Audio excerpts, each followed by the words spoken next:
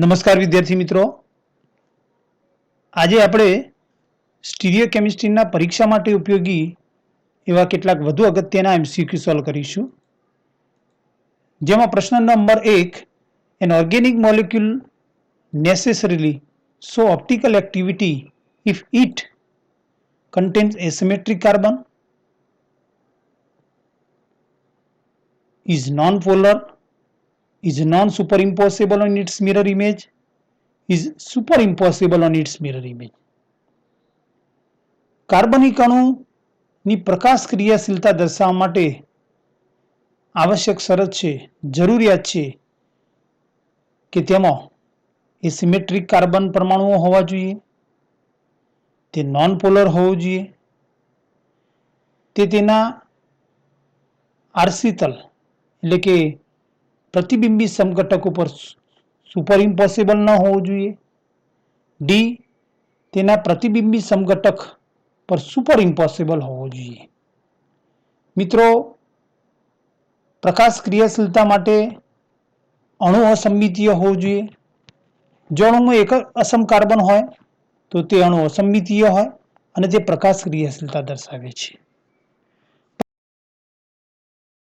બે કે તેથી વધુ અસમ કાર્બન પરમાણુ ધરાવતો હોય અને અણુ અસંમિતીય હોય તો તે પ્રકાશ ક્રિયાશીલતા દર્શાવે છે. પરંતુ જો અણુ સમમિતીય હોય તો તે પ્રકાશ અક્રિયાશીલ હોય છે. અહીં અસંમિતીય અણુ એ તેના પ્રતિબિંબી સમઘટક ઉપર સુપર ઇમ્પોસિબલ ન હોવાથી એટલે કે નોન સુપર ઇમ્પોસિબલ હોય છે. આમ અહીં પ્રશ્ન 1નો સાચો જવાબ છે કે જો અણુ તેના પ્રતિબિંબી સમઘટક ઉપર સુપર ઇમ્પોસિબલ ન હોય તો તે પ્રકાશ ક્રિયાશીલ હોય છે, એટલે કે એવા અણુ અસંમિતીય હોય છે. તેમાં C2I કે સમમિતિ તલ હાજર હોતું નથી. પરિણામ પ્રકાશ ક્રિયાશીલતા માટે ફક્ત અણુમાં અસમ કાર્બન હોવો એ જરૂરી નથી, પરંતુ અણુ અસંમિતીય હોવો જોઈએ. જો અણુ તેના પ્રતિબિંબી સમઘટક ઉપર અધ્યારૂપ હોય એટલે કે સુપર ઇમ્પોસિબલ થતો હોય તો તે અણુ સમમિતીય હશે અને સમમિતીય અણુ પ્રકાશ ક્રિયાશીલ હોય નહીં. પરિણામે પ્રશ્ન 1નો સાચો જવાબ થશે ઓપ્શન સી. પ્રશ્ન 2, optically active isomers but not mirror image are called enantiomers, mesomers, tautomers and diastereomers. Optically active એટલે કે પ્રકાશીય સમઘટકો હોય પરંતુ એકબીજાના પ્રતિબિંબીઓ ન હોય તેમને કહે છે ઇનેન્સિયોમર્સ ને પ્રતિબિંબીઓ કહે છે. એટલે કે ઇનેન્સિયોમર્સ એ એવા પ્રકાશ ક્રિયાશીલ સમઘટકો છે કે જે એકબીજાના પ્રતિબિંબીઓ છે, વસ્તુ પ્રતિબિંબની જેમ વર્તે છે અને એકબીજા ઉપર અધ્યારોપિત કરી શકાતા નથી. એટલે કે ઓપ્શન એ સાચો ઓપ્શન નથી, કારણ કે તેઓ એકબીજાના વસ્તુ પ્રતિબિંબ છે. મેસોમર્સ પણ એકબીજાના વસ્તુ પ્રતિબિંબ છે અને ઓપ્ટિકલી એક્ટિવ નથી. એટલે કે અહીં ઓપ્ટિકલી એક્ટિવ માટે માંગેલું છે તો અહીં મેસોમર્સ એકબીજાના પ્રતિબિંબીઓ છે અને પ્રકાશ ક્રિયાશીલ નથી. ટોટોમર્સ એ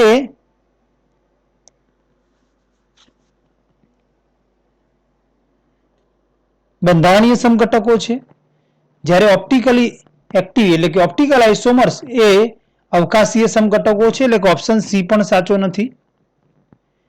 ડાયસ્ટીરિયોમર્સ એ એકબીજાના વસ્તુ પ્રતિબિંબ નથી, તે પ્રકાશ ક્રિયાશીલ હોય પરંતુ એકબીજાના વસ્તુ પ્રતિબિંબ નથી.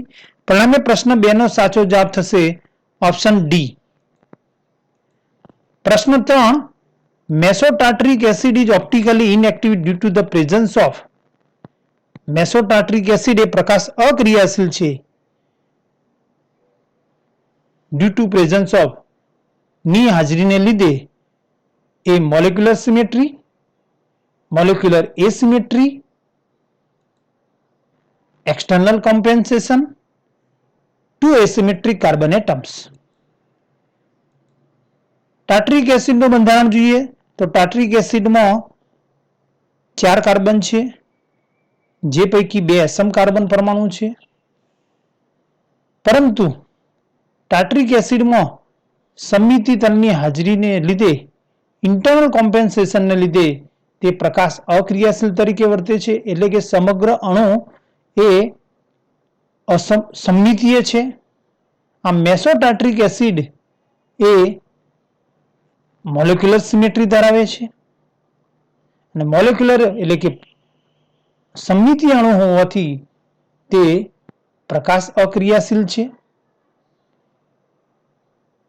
તેમાં એક્સટર્નલ કોમ્પેન્સેશન નહીં પરંતુ ઇન્ટરનલ કોમ્પેન્સેશન જોવા મળે છે. તેમાં 2 અસમ કાર્બન છે, પરંતુ અણુમાં 2 અસમ કાર્બન હોય તો તે પ્રકાશ ક્રિયાશીલ જ હોય એવું કહી શકાય નહીં.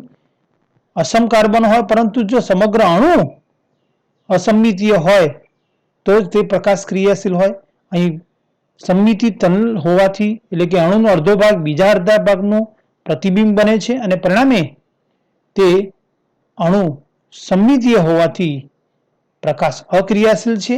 આમ પ્રશ્ન 3 નો સાચો જવાબ થશે ઓપ્શન એ, મોલેક્યુલર સિમેટ્રી. પ્રશ્ન 4, which among the following pairs are diastereomers?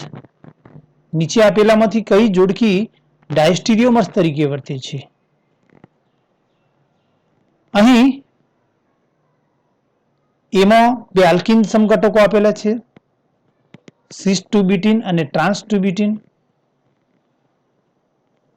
કોઈપણ સિસ અને ટ્રાન્સ સમઘટકો એ બંને એકબીજાના ડાયસ્ટીરિયોમર્સ છે, એટલે કે બંને એકબીજાના વસ્તુ પ્રતિબિંબ તરીકે વર્તતા નથી. ઓપ્શન 2 ની અંદર આપેલા 2 સમઘટકો વચ્ચે આરસી તલ મૂકીએ તો બંને એકબીજાના વસ્તુ પ્રતિબિંબ તરીકે વર્તતા નથી. ઓપ્શન 3 ની અંદર આપેલ બંને સમઘટકો એકબીજાના વસ્તુ પ્રતિબિંબ તરીકે વર્તે છે, એટલે કે એનેન્સિયોમર્સ છે. ઓપ્શન ડી ની 4 માં આપેલા બંને સમઘટકો કાર્બન ઉપર 4 પરમાણુ જુદા છે, દ્વિબંધથી જોડાયેલા બંને ઉપર, પરિણામે તે ઇઝેડ સમઘટકો છે, અને તે બંને પણ એકબીજાના વસ્તુ પ્રતિબિંબ તરીકે વર્તતા નથી. આમ જે 2 સમઘટકો અવકાશીય સમઘટકો એકબીજાના વસ્તુ પ્રતિબિંબ તરીકે વર્તતા ન હોય તે ડાયસ્ટીરિયોમર છે. એટલે કે diastereomers are not mirror image of each other. અહીં આપેલા ઓપ્શન 4 માંથી 1, 2 અને 4 4 જોડકીઓ એકબીજાના વસ્તુ પ્રતિબિંબ તરીકે વર્તી નથી, પરિણામે તેઓ એકબીજાના ડાયસ્ટીરિયોમર્સ છે. પરિણામે નીચે આપેલા ઓપ્શન એ, બી, સી અને ડી પૈકી સાચો ઓપ્શન છે ઓપ્શન ડી, 1, 2 અને 4, કે જે એકબીજાના વસ્તુ પ્રતિબિંબ તરીકે વર્તતા નથી, એટલે કે ડાયસ્ટીરિયોમર્સ જોડકી છે. પરિણામે પ્રશ્ન 4 નો સાચો જવાબ થશે ઓપ્શન ડી. પ્રશ્ન 5, the number of configurational isomers of 2,3-dibromo cinnamic acid is. 4 option આપેલા છે, તેમાંથી સાચો ઓપ્શન શોધવાનો છે. સિનામિક એસિડમાં બેન્ઝીન ચક્ર, ઉપશાખામાં CH double bond CH COOH. અહીં સિનામિક એસિડનું જ્યારે બ્રોમિનેશન કરવામાં આવે છે ત્યારે ઉપશાખામાં દ્વિબંધથી જોડાયેલા 2 કાર્બન પરમાણુ પર બ્રોમિન પરમાણુ જોડાય છે અને અસંતૃપ્તતા દૂર થાય છે. તેમાં કાર્બન પરમાણુનો ક્રમાંક આપીએ તો કાર્બોક્સિલિક એસિડનો કાર્બન 1, 2 અને 3, એટલે કે 2,3-ડાયબ્રોમો સિનામિક એસિડમાં 2 અસમ કાર્બન પરમાણુ છે, અને અસમ કાર્બન પરમાણુને આધારે અણુના શક્ય અવકાશીય સમઘટકો શોધી શકાય. શક્ય અવકાશીય સમઘટકોની સંખ્યા થશે 2n, જે n બરાબર અસમ કાર્બન પરમાણુની સંખ્યા, n બરાબર 2 અહીં થશે, તેથી 2 બરાબર 4, એટલે કે 2,3-ડાયબ્રોમો સિનામિક એસિડના 4 શક્ય અવકાશીય સમઘટકો છે. કન્ફિગ્યુરેશનલ આઇસોમરમાં બે સમઘટકોનો સમાવેશ થાય, પ્રકાશીય સમઘટકો અને ભૌમિતિક સમઘટકો. અહીં ભૌમિતિક સમઘટકો શક્ય નથી, પરંતુ અવકાશીય સમઘટકો 4 શક્ય છે, એટલે કે જે કન્ફિગ્યુરેશનલ આઇસોમર છે. પરિણામે પ્રશ્ન 5 નો સાચો જવાબ થશે ઓપ્શન એ. પ્રશ્ન 6, the number of configurational isomers of the compound is, આપેલા સંયોજનના કેટલા કન્ફિગ્યુરેશનલ આઇસોમર્સ શક્ય છે? જો ડબલ બોન્ડ હોય તો એના જ્યોમેટ્રિકલ આઇસોમર શક્ય હોય, પરંતુ અહીં દ્વિબંધ ન હોવાથી ફક્ત તેના અવકાશીય સમઘટકો શક્ય છે. એમાં પ્રકાશીય સમઘટકો થશે. 4 ઓપ્શનમાંથી સાચો ઓપ્શન શોધવાનો છે. તેનું બંધારણ જોઈએ તો તેમાં C2 અને C4 એમ બે અસમ કાર્બન પરમાણુ છે, જ્યારે વચ્ચેના C3 કાર્બન ઉપર એક HOH, પરંતુ ઉપર અને નીચે બંને બાજુ બે સમાન સમૂહો જોડાયેલા છે, એટલે કે તે અસમ કાર્બન નથી. અહીં તેના શક્ય અવકાશીય સમઘટકો થશે 2n અને બે અસમ કાર્બન એટલે 2 બરાબર 4. પરિણામે પ્રશ્ન 6 નો સાચો જવાબ થશે ઓપ્શન ડી. પ્રશ્ન 7, the number of geometrical isomers of the compound, અહીં આપેલા સંયોજનના ભૌમિતિક સમઘટકોની સંખ્યા શોધવાની છે. તેમાં બે દ્વિબંધ આપેલા છે. 4 ઓપ્શનમાંથી સાચો ઓપ્શન શોધવાનો છે. પરંતુ જ્યારે આ પ્રકારનો પોલિન સંયોજન આપેલો હોય કે જેમાં બે કે બે કરતા વધુ દ્વિબંધ હાજર હોય અને ભૌમિતિક સમઘટકો શોધવાના હોય, તેમાં પોલિનના બંને છેડે જુદા હોય, એટલે કે the end of polyene are different. એક છેડો ફિનાઇલ ચક્ર ધરાવે છે અને બીજા છેડે કાર્બોક્સિલ સમૂહ આવેલ છે. તો જો પોલિનના બંને છેડા જુદા હોય તો તેમાં જ્યોમેટ્રિકલ આઇસોમરની સંખ્યા થશે 2n. જો n બરાબર દ્વિબંધની સંખ્યા, અહીં દ્વિબંધની સંખ્યા 2 છે, પરિણામે n બરાબર 2 અને તેથી 2 બરાબર 4, એટલે કે તેના 4 ભૌમિતિક સમઘટકો થશે. સિસ, સિસ ટ્રાન્સ, ટ્રાન્સ ટ્રાન્સ અને ટ્રાન્સિસ. આમ પ્રશ્ન 7 નો સાચો જવાબ છે ઓપ્શન ડી. પ્રશ્ન 8, the number of optically active isomer of compound is, આપેલા સંયોજનના શક્ય પ્રકાશીય સમઘટકોની સંખ્યા શોધવાની છે. પ્રકાશ ક્રિયાશીલ સમઘટકોની સંખ્યા શોધવાની છે, ઓપ્ટિકલી એક્ટિવ. 4 ઓપ્શનમાંથી સાચો ઓપ્શન શોધવાનો છે. અહીં આપેલા સંયોજનનું બંધારણીય સૂત્ર આ પ્રકારે છે, જેમાં ટોટલ C2 થી C5 સુધીના કાર્બન પરમાણુ, એમ 4 કાર્બન પરમાણુ અસમ કાર્બન પરમાણુ છે, અને અસમ કાર્બન પરમાણુ ધરાવતા સંયોજનના શક્ય અવકાશીય સમઘટકોની સંખ્યા છે 2n બરાબર 2 બરાબર 16. પરંતુ અહીં સમમિતિ તલ હાજર ન હોવાથી તેના મેસો સમઘટક શક્ય નથી, એટલે કે બધા જ 16 સમઘટકો એ પ્રકાશ ક્રિયાશીલ હશે, કારણ કે અણુમાં એક પણ સમમિતિ તત્વ હાજર નથી. આમ પ્રશ્ન 8 નો સાચો જવાબ થશે ઓપ્શન સી. પ્રશ્ન 9, which one of the following will give mesoform with bromine, નીચેનામાંથી કયું સંયોજન એ બ્રોમિન સાથે, એટલે કે એનું બ્રોમિનેશન કરવાથી મેસો સમઘટક મળે છે? અહીં આલ્કિન સમઘટકો આપેલા છે. જ્યારે કાર્બન કાર્બન દ્વિબંધ હોય અને દ્વિબંધથી જોડાયેલા પ્રત્યેક કાર્બન ઉપર બે જુદા જુદા સમૂહો હોય અને બંને કાર્બન ઉપર ઓછામાં ઓછા બે સમાન સમૂહો હોય, તો તેના ભૌમિતિક સિસ અને ટ્રાન્સ સમઘટકો શક્ય બને છે.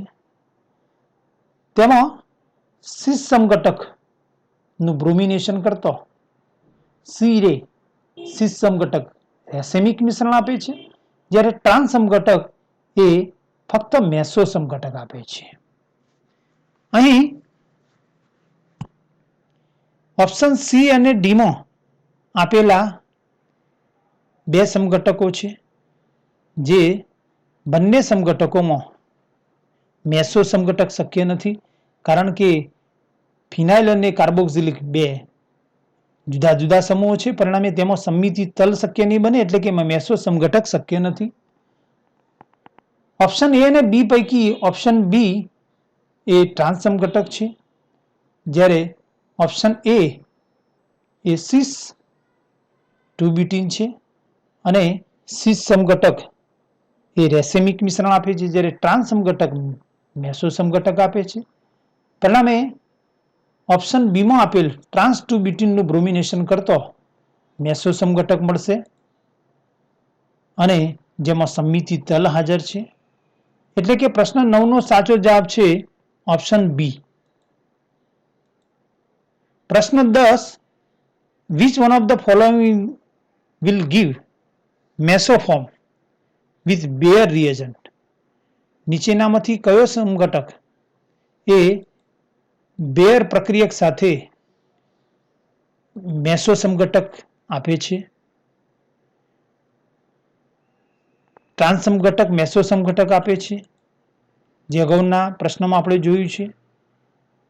અહીં ઓપ્શન સી માં સિસ સમઘટક આપેલ છે, ઓપ્શન એ માં પણ સિસ સમઘટક આપેલ છે, ઓપ્શન ડી જેમાં બે જુદા જુદા ક્રિયાશીલ સમૂહ છે, ફિનાઇલ રિંગ અને કાર્બોક્સિલ સમૂહ, અને પરિણામે તેનું બ્રોમિનેશન કરવાથી મેસો સમઘટક મળી શકે નહીં, કારણ કે મેસો સમઘટકમાં સમમિતિ તલ હોય અને પરિણામે સમમિતિ તલ ત્યારે જ બને કે જ્યારે તેમાં બે સમાન ક્રિયાશીલ સમૂહ હોય.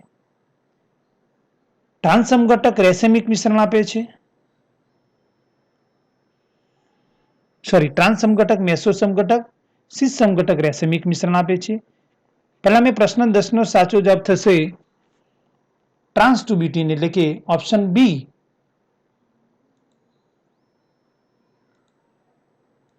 પ્રશ્ન 11, which of the following will form plus or minus, plus and minus, એટલે કે રેસેમિક મિક્સચર આપે છે વિથ બ્રોમિનેશન. નીચેનામાંથી કયા સમઘટકનું બ્રોમિનેશન કરતો રેસેમિક મિશ્રણ મળે છે? તો સિસ સમઘટક રેસેમિક મિશ્રણ આપે છે, ઓપ્શન બી માં ટ્રાન્સ સમઘટક, જ્યારે સી એ ભૌમિતિક સમઘટકતા દર્શાવતો નથી, ડી ટ્રાન્સ સમઘટક છે, જ્યારે ઓપ્શન એમાં સિસ સમઘટક સિસ 2-બ્યુટીન આપેલ છે, જેનું બ્રોમિનેશન કરતો રેસેમિક મિશ્રણ બે પ્રતિબિંબી સમઘટકોનું મિશ્રણ મળે છે. આમ પ્રશ્ન 11 નો સાચો જવાબ થશે ઓપ્શન એ. પ્રશ્ન 12, consider the following pair of compounds. નીચે બે કમ્પાઉન્ડ આપેલ છે, કમ્પાઉન્ડ 1 અને 2. Using the given codes indicate which of the following statement is correct. નીચેનામાંથી કયું વિધાન સાચું છે? આપેલા કોડને આધારે નક્કી કરવા છે. બોથ આર ઇનેન્સિયોમર્સ, બંને પ્રતિબિંબીઓ છે. Both are threoform, both are diastereomers, both are D and L pair. Code છે ઓપ્શન એ, બી, સી અને ડી. તેમાંથી સાચો વિકલ્પ પસંદ કરવાનો છે. અહીં એરિથ્રિયો અને થ્રીઓ નોમેનક્લેચર એ એવા સંયોજનો માટે ઉપયોગમાં લેવામાં આવે છે કે જેમાં બે અસમ કાર્બન પરમાણુ હોય અને તેનું સામાન્ય બંધારણ આર સીએબી આર ડેશ, એટલે કે આર અને આર ડેશ બંને જુદા છે. બે અસમ કાર્બન પરમાણુ પર બે એબી એમ બે સમાન સમૂહ હોવા જોઈએ. અસમ કાર્બન 1 ઉપર જે સમૂહ હોય એ જ અસમ કાર્બન 2 ઉપર હોવા જોઈએ. જો તેમાં બંને અસમ કાર્બન ઉપર હાઇડ્રોજન અને OH સમૂહ હાઇડ્રોક્સિલ સમૂહ છે, પરંતુ બંને સમાન સમૂહો ઓન ધ સેમ સાઈડ હોય તો તેને ઇરિથ્રોજ કહે છે, અને બે સમાન સમૂહો ઓન ધ ઓપોઝિટ સાઈડ હોય એટલે કે એક જ બાજુએ બે જુદા જુદા સમૂહો હાજર હોય તો તેને થ્રીઓજ કહે છે. અહીં R બરાબર CHO તો R ડેશ બરાબર CH2 બંને જુદા જુદા છે. આપેલા બંને સમઘટકોમાં વચ્ચે જો RC મૂકવામાં આવે, અરીસો મૂકવામાં આવે તો બંને એકબીજાના વસ્તુ પ્રતિબિંબ તરીકે વર્તે છે અને એકબીજા પર અધ્યારોપિત થતા નથી, એટલે કે બંને ઇનેન્સિયોમર્સ છે. બંનેમાં બે અસમ કાર્બન પરમાણુ બે સમાન સમૂહ હાઇડ્રોજનોનો હોય છે, જ્યારે R અને R ડેશ તરીકે CHO અને ફિનાઇલ રિંગ છે. બંનેમાં બે સમાન સમૂહો એક જ બાજુએ નથી, પરિણામે તે બંને થ્રીઓજ છે, એટલે કે ઓપ્શન એક બોથ આર ઇનેન્સિયોમર્સ તે પણ સાચું છે, બોથ આર થ્રીઓઝ ફોર્મ એ પણ સાચું છે. એકમાં નીચેના કાર્બન પરમાણુ પર OH જમણી બાજુએ છે એટલે કે ડી પેર છે, સમઘટક છે કેપિટલ ડી, અને જેની અંદર OH ડાબી બાજુએ બતાવેલ છે તે કેપિટલ એલ સમઘટક છે. એટલે કે 1, 2 અને 4 ઓપ્શનો સાચા છે. બંને એકબીજાના ડાયસ્ટીરિયોમર્સ ત્યારે જ થાય કે જ્યારે બંને એકબીજાના વસ્તુ પ્રતિબિંબ તરીકે વર્તતા ના હોય, પરંતુ અહીં આપેલા બંને અવકાશી સમઘટકો એકબીજાના વસ્તુ પ્રતિબિંબ તરીકે વર્તે છે એટલે કે ઇનેન્સિયોમર્સ છે. એટલે કે અહીં ઓપ્શન બી 1, 2 અને 4 એ આપેલી પેર માટે સાચું છે. પરિણામે પ્રશ્ન 12 નો સાચો જવાબ થશે option B. Thank you for watching.